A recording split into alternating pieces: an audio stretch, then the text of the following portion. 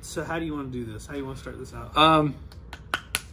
So we're back. We're back. This is Jeremy. We're on the vinyl couch. Yeah.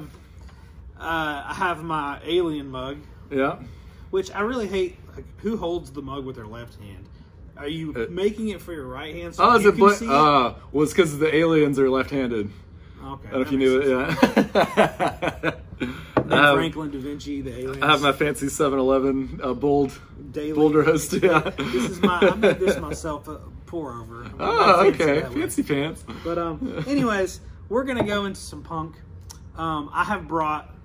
It looks like more records than Jeremy has somehow. Well, mine are worth more though. You're probably. I don't know, man. I might be close. But anyways, Jeremy's gonna lead the charge here and gonna talk about some punk, and I'm just gonna whip some stuff out whenever I feel like it. Sure. And you have some pre-stuff there, so maybe it'd be best to start with some of that. Oh yeah. I mean, you know, obviously we mentioned in the proto-punk video, everybody has their very strong opinions about what is or is not punk or who started it or any of that. Obviously this is just my opinion, but most of them are kind of right. Insert Leonardo DiCaprio meme. Yeah. But we won't get into who started, but we will talk about, regardless of which came first, the chicken or the egg here, you had some really great stuff bubbling up in the UK and in New York City and around the country, but specifically those scenes, I don't think anyone would argue, were kind of the hot spots for it. But you know, like, to me, the coolest thing about punk was when it started with so many artists involved. It was very the DIY aesthetic, the do-it-yourself thing. It didn't have a look yet. It wasn't a mohawk with a safety pin through the cheek. Skinheads. Right. You know, everybody kind of looked and had their own thing. Like, you know, the Ramones were just like, let's all wear jeans and t-shirts and leather jackets, and that'll be our uniform. That has since kind of become, you know, to me, the uniform for punk. But, you know, then you would have like Patti Smith and I would say Talking Heads and Blondie were all in that early New York scene, and they all had very different vibes. I had some New York Dolls to bring. Oh yeah, right. Oh yeah, another great example, the Heartbreakers, New York Dolls. They were all kind of like starting at the same time and influencing each other. They were kind of stealing songs from each other a lot of times. But to me, I mean, if I had a time machine, CBGBs for $5, seeing Blondie, Talking Heads, and Ramones the same night, like that's about as cool as it gets. I heard it sounded awful, but it just, you know, seemed like it would have been cool to be there. All punk sounds awful. All jazz sounds the same. Right. You know? What year, we're going to say it at the same time. Yeah. What year did punk break? 3, 2, 1. 76. Oh, we did not rehearse that. We did not rehearse it. That's the truth. That's when the major labels started sniffing around. That's when, you know, bands started getting record deals and spending it all on heroin. That started with jazz. Yeah, that's true too. Well, but writing songs about it more with RBD. The jazz songs were about drugs. You just didn't have words. So. True, yeah. So the first Ramones albums framed on my wall, so I didn't bring it, but their first 3 albums, and you know, Leave Home is in those first 3. The first 3 albums to me, like, it was seamless. It could have been a triple album. Okay. They like sonically, lyrically, everything is like totally. If you just heard one song, unless you're like really into them, you'd maybe have a hard time even saying which one it was on. This is the Portuguese pressing of Leave Home. I don't know if that's, you know, it means anything. It looks like cool. The printing job wasn't the best on it, but it sounds really great. But those Ramones records, I don't know. Oh yeah, if you want to show these, but they're really great. They're around. It's really great too. As the Ramones, once you get past the Holy Trilogy of the first 3, I personally like all of their albums a lot. But you know, the stinkers started to pile up. But each one of the records has at least a few like killer songs. Yeah. So it's worth. I mean, I don't know. I celebrate the whole catalog. If they're a minute and a half of true bliss, right? And you know. The Ramones go over to the UK, and they're outside of playing CBGBs. It's still like you didn't like book your own tours much back then. It was still like you were either playing a stadium or you playing a dive bar for 50 people and getting bottles thrown at you. But when they went over to the UK, they really liked them a lot more over there. And like the Clash and the Sex Pistols were starting, and they got to see them live. And Joe Strummer said it blew his mind. They all kind of like snuck in the back. One of the Ramones docs, he was saying that Johnny Rotten wanted to meet them but he was scared and was asking like their merch guy, and he's like, what are you scared about? And he's like, well, aren't they like a gang? You know? But you know, but then you have the Sex Pistols. We have the pretty vacant 7-inch here, which is really cool. What are your thoughts on the Sex Pistols? So from what I know, I've not ever been huge on Sex Pistols. I think Nevermind the Bullets, whatever, is good. Yeah. You know, but it's like, I don't know. I think a lot of people get hung up because they're like a manufactured band, right? Right. So, which maybe not even like. I don't care. I remember hearing that in high school, and I'm like, oh yeah, screw that, because I was, you know, out of Mohawk, and I was a little more opinionated. Let's talk about manufactured bands. What's a manufactured band? I know the Runaways were manufactured. Yeah. Did you know this? NSYNC and Backstreet Boys. They were NSYNC and Backstreet Boys. No, I think they really got their due, man. They were both manufactured by the same people. Yeah. Made to pin against each other so you get rivals to sell more merch, to be like, I'm Team Backstreet Boys. Right. But that's not. They're not. That was genius. It was a genius marketing. But all that to say, I don't think it was uncommon back then in the 70s for a manager to say like, I'm gonna put a group together. Yeah. And when you kind of like see it on paper, you're like what the crap? Like they put them together and told like, well, in the Sex Pistols, in the Sex Pistols, he gets a little emotional about Sex Pistols sometimes. You really get right. I got that 7-Eleven coffee heartburn. In their case, their manager was actually like, this is how you dress. We're gonna make you look punk, Yeah. and that's where that look really came from. Malcolm McLaren, I think is his name. Yeah. And he really was like, when you have an interview, like just be jerks and spit on them, and you know, rubbish. Yeah. And but you know, at the end of the day, it's a good record. Yeah, it you know, is. It's like it shouldn't be as good as it is when you put all those factors together, but it's a really great record. Yeah, I mean, it's not like it was Disney Channel and Right. everybody was writing the songs for him and all that stuff. Yeah, there was, you know, I don't know. I think they're good. I don't have any problem with them. I always have gravitated more towards U.S. punk stuff. Yeah, me too. As far as like classic rock goes, like UK did it better. Yeah. You know? But yeah, I think the Stooges is probably our best like 70s rock offering. I mean, the best American band's Led Zeppelin. No, I mean Allman Brothers. You know, yeah. I mean we had some good ones, but sure. Anyways, all that to say, when it comes to punk, I really like the U.S. stuff, but again, like, you know, the UK stuff is something I've not ever really gotten into just because I've never had a lot of it. Right. So when I get records in, if I have an interest, I'll keep them and hang on to them and learn a lot about them. And that's what I'm doing now. Right. Like if you're following my YouTube videos, like I found that guy's attic. And freaking amazing. Dude, I have been really, everything I'm getting from him, I'm really trying to listen to and decide if I need it, if I'm going to keep it. And then he rubs it in my face. Yeah, and you got a good one. I did get a good one. But so that I'm learning a lot through that. So this is kind of, I mean, it's late in life for me to learn about punk, but I spent a lot of my earlier years learning about other stuff. So I am super interested in it. So anyways, Sex Pistols, I've never had. Anytime I get any of their stuff and it's early, I always just sell it because it's worth money. But right, yeah, exactly. You know, but I'm probably going to keep the next original press of Bullocks that I have. Yeah, I have like a pretty garbage press of it. I'd like to get a better one. Mm-hmm. This, my favorite British punk band though, and they started. I think I have that. Yeah, I can't remember. I think this is definitely an early press. Yeah. I think it's one of the greatest albums of all time, punk or not, because it also has reggae and ska and like rockabilly on it. It's just a really killer record. But they actually had a similar start with the Sex Pistols. Like they had a manager that knew that, but they were all kind of in other bands already, and they had a manager that wanted to like make a little super group. But they stayed together and evolved and become one of the greatest bands of all time, I think. Yeah. No, I think they're good. I know you're big on them. I think I have that album. Mm-hmm. That one's pretty mandatory for any record collection, I think. Yeah. But you're talking about, so what I think is really interesting. Yeah. Is like the influence of reggae. Yeah. You know, and like, so there's, that's really interesting. And then like I've got this, when I was going through that attic, I found the slits cut. This is original press in the shrink. you never see this. No. I've never seen one before. And I was like, oh. That's a really amazing record. And so that, like, I put it on because I knew it was punk, and I put it on. I was like, this is gonna be some like crazy vocals and like just raw, and it was pretty much like a reggae record. Yeah. You know? So there's so much influence there, but they're the Slits are really cool. Like we were talking about that No Dogs in Space podcast. They have a good one about the Slits. Mm-hmm. But you know they loved reggae, and they had a lot of influence from reggae.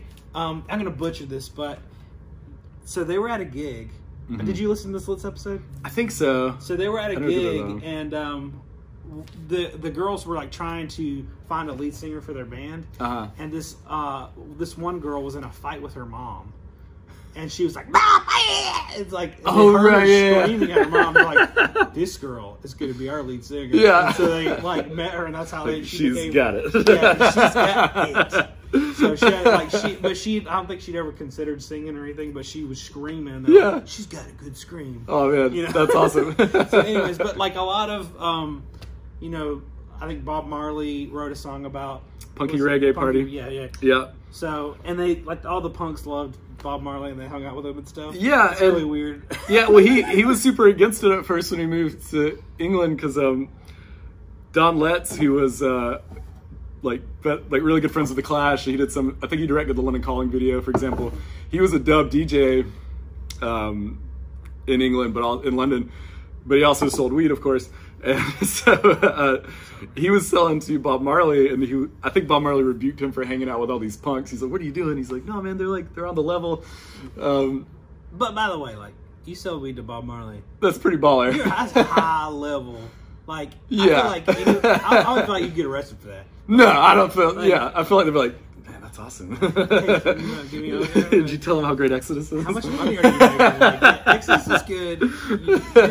You're making a lot of money. Let's just say if you're selling to Marley. I don't think he was. I think he had a good client there. Yeah. But and then he heard like all these bands like the Clash, for example, doing this punk band were doing reggae covers because they were so into it. And he just thought that was really cool, so he wrote "Punky Reggae Party" as like to flip that around, you know, like let's all be friends. Yeah, which is pretty cool. No one writes songs about just wanting to hang out with other people, you know, like. Then the rockabilly, which this is Cramps' Gravest Hits original press on the red cover, and the Shrink. This is an example. A lot of people ask me if you should take it out of the Shrink. I always say no. This is an example where I think the Shrink needs to probably come off. Oh, yeah. It's kind of scratching. It's literally shrinking. But anyways, you're a big Cramps fan, aren't you? Yeah. They're one of those bands that like I feel like people who don't know about are their favorite band, you know? Because they're just so weird and awesome. But like Garbage Man by them is maybe one of the most like it's just tough. It's just like the simplest like 4 on the floor kick thing, but like Poison Ivy was such a rad guitar player, just tremolo out for days, you know, and she's just this, you know, badass girl with a huge Gretsch guitar, you know, and they were so great. Lex Interior he was like Iggy Pop level weird frontman, like on stage with a Speedo and singing about zombies. And I had a DVD I bought of theirs in high school where they were playing at a mental institution. It was it was kind of like their answer to Folsom City. I feel like I've seen that. So I think that leads really well into. So you've got all these different influences. So it's kind of I don't know if they have subgenres for punk. I mean, that's like you got reggae and you got rockabilly, right? But then you've got horror. Oh yeah. This is really cool record. Oh my Wolf's gosh. Blood. Yeah. AKA Earth AD. So they have a really the Misfits. One of my faves. Really interesting stories of when you think about some of these bands, and it's like, man, how did the Ramones get a record deal? I mean, obviously, I think they're amazing, but like, again, it goes back to what we were saying. Like, maybe the majors didn't totally know what was gonna sell back then, so they tried everything. Danny Fields is very influential in making those things happen. He had their ear. But then when you look at the bands that didn't get, even on an indie label, like, so the Misfits this is kind of when punk starts to get really DIY. Like the labels aren't as interested, so bands are starting their own, which is like really cool time in music history. Is getting to one of my favorite times in music. Excuse me. It is emotional about DIY. I do. Because I wish I didn't have to do it myself, but because I do, I talk about how cool it is. So yeah, the Misfits started putting out their own 7-inches, which are very valuable. Any record collector knows. Yeah. They're so cool. Like, but like $500-600 a pop if you can find one. Sometimes like $3,000, $4,000. Like right. This. Yeah. So their first 7-inch, Glenn Danzig put it out on his own label, and he did the art and everything. Art school kid, and but it was Blank Records. And the way I understood it is some other label wanted that branding, or maybe had already started using it, so they bought it from him, which he used for studio time, or they traded it for studio time, something like that. And they did this album, Static Age, which in '79, I believe. But this album wasn't actually released until the '90s because they couldn't find anyone to put it out, and they ended up just kind of cutting it or re-recording some of the songs into more 7-inches. So Static Age proper didn't get released until like the box set in the '90s, way after they had broken up. But it's like, but I think about like, had this come out this way back then, it probably would have been considered one of the most influential, because it's got everything that makes the Ramones great, but about zombies and Vincent Price movies. And, you know, some strong sexual content, which I forget until I put it on in here the other day, and I'm like, oh, let me... But, so regardless of how you want to argue where punk started and who did it best, the cool thing is, once it hits the 80s, and the majors all moved on, and New Wave was happening, and it pretty much became obvious, like, we're not going to get signed. If we're going to put out a record, we're going to do it ourselves. And so all these bands started labels, most of them with the intention of just documenting their city, which is like so cool to me. And you know, these little tribes around the country. And once it was kind of like people started getting empowered, like, oh, if he did that, I could do that. You know, if they're doing this in LA, we could do this in DC. So Black Flag starts SST Records in LA. And this is a promo you just found the other day of Thirsty and Miserable and Life is Pain. It's really cool. Just the logos, man, like all the hardcore bands just had, it was like you needed something to summarize your band. So many people have that tattoo. Do you have that tattoo? No. I haven't served enough jail time to deserve that one, I don't think. I would like to get one on my knuckles that was, you know. Right, yeah. But like, you know, you think about it, like, this is pre-internet. You don't know what these bands look like. They all had like messed up art or just like a cool logo on the cover of these little singles, and just angry, crazy music. Because, you know, like we were saying before, the Ramones kind of started, they were trying to play like the Beach Boys, but they weren't as good, so they played faster, essentially. You know, dumbed down version. These kids grew up on the Ramones, and we're just like, let's just play as fast as humanly possible. Also, Greg Ginn from Black Flag, who was the main songwriter of the band, was a huge Deadhead, fun fact. So these guys were looking at punk, because they didn't give a crap about the look. They all looked like they slept in a van. Most of them probably did. We've all been there. They looked at it as this cool, like, genre where you can do anything. There wasn't these constraints on it quite yet. And so, like, to him, like, Black Flag was this really experimental thing, like, not unlike the Grateful Dead, even though it is very different. But they put out the Nervous Breakdown 7-inch, and their follow-up was the Minutemen's Paranoid Time. This is SST number 2. Mike Watt was the bass player, one of my all-time favorite bands. He's probably my hero. Anytime I do a bass lesson, I just quote Mike Watt the whole time. But what, I mean, it's such a cool 7-inch if you've never heard this. I remember seeing their name around a bunch in high school, because I got into Black Flag and Descendants early on. I don't think I really checked them out until I was like early 20s, and it was like, especially as a bass player, like you gotta listen to Watt, but like such a cool band, and they're just like, the record's called Paranoid Time, and he sounds paranoid. Like, it sounds like these guys are crazy, and you don't know anything about him. There's this like crazy weird art on the cover. Raymond Pettibon, who did most of SST's art, did this, and that is weird. But it's so cool. Black Flag puts out a 7-inch. and then they decide for SST number 2, like, oh, well, let's sign another band and put out their record, you know? And so then, cool progression of that is Mike Watt and D. Boone from the Minutemen say, like, well, let's start our own label, and they start New Alliance. And they put out one of their first releases, I don't think it was the first, is the Descendants Fat EP. This is my all-time favorite band. Do you have a tattoo of that? I do. I knew it.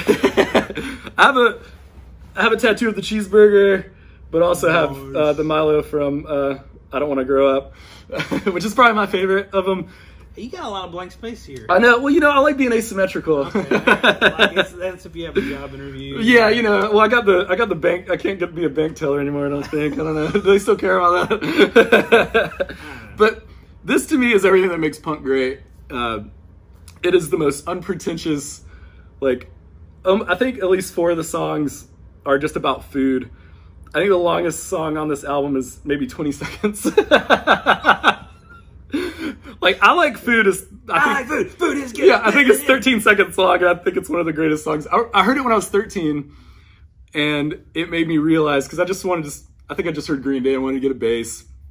But then I heard I Like Food by the Descendants, and I realized, like, you can write a song about anything. Literally. Like, there are no rules. If you want to write a 13-second song about coffee or food, do it. And like, that's the one thing I like about the Descendants is their infatuation with coffee. Oh yeah, it's the best. And it led to me having some stomach issues in high school because I thought, you know, I should drink a pot a day. I still do that. Been doing it for about it hasn't gotten any better. But you know, like Wiener Schnitzel off this record is literally him shouting his order at Wiener Schnitzel, which is a chili cheese dog franchise in the LA area, if you don't know. It's been a while since I've listened to Descendants. But yeah, well, I would recommend this one. He found this recently, and it was sealed when I got it. Sealed. One previous owner, this is like, goes for $300 to $400 pretty often. So it was a holy grail for me. Because, like we said, New Alliance Records put it out. New Alliance eventually sold kind of their label and the back catalog, if you will, to SST. So if most of the time if you see Fat or any Descendants release that says SST on it, it means it's not the original press.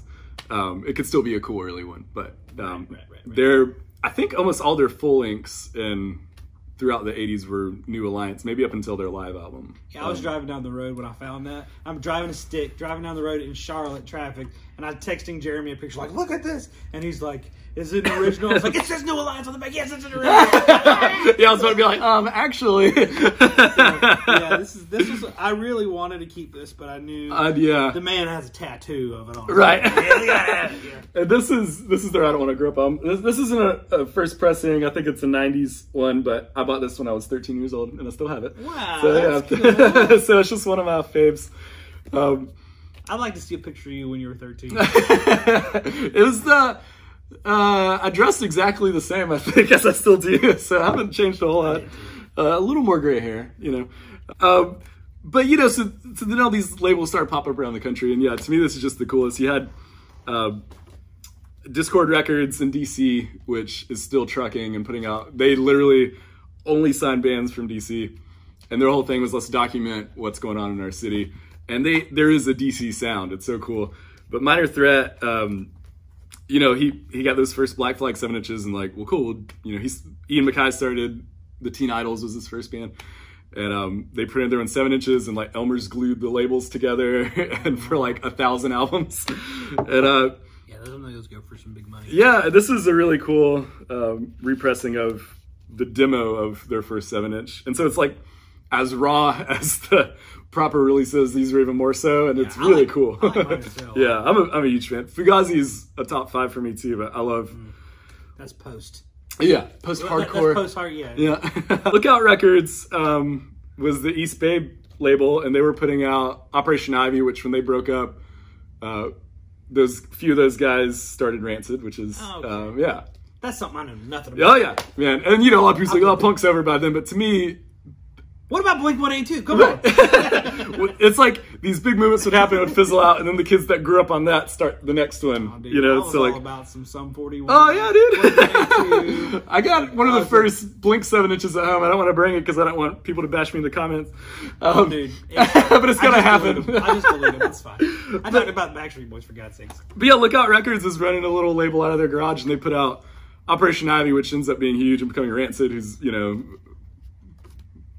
massive band, but they put out the first Green Day 7 inches.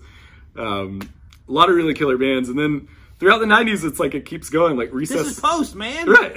You've gone off the No. rails. This is still technically punk. It's like the straight line. Okay, all right. That's fine. But this was the first record I ever bought.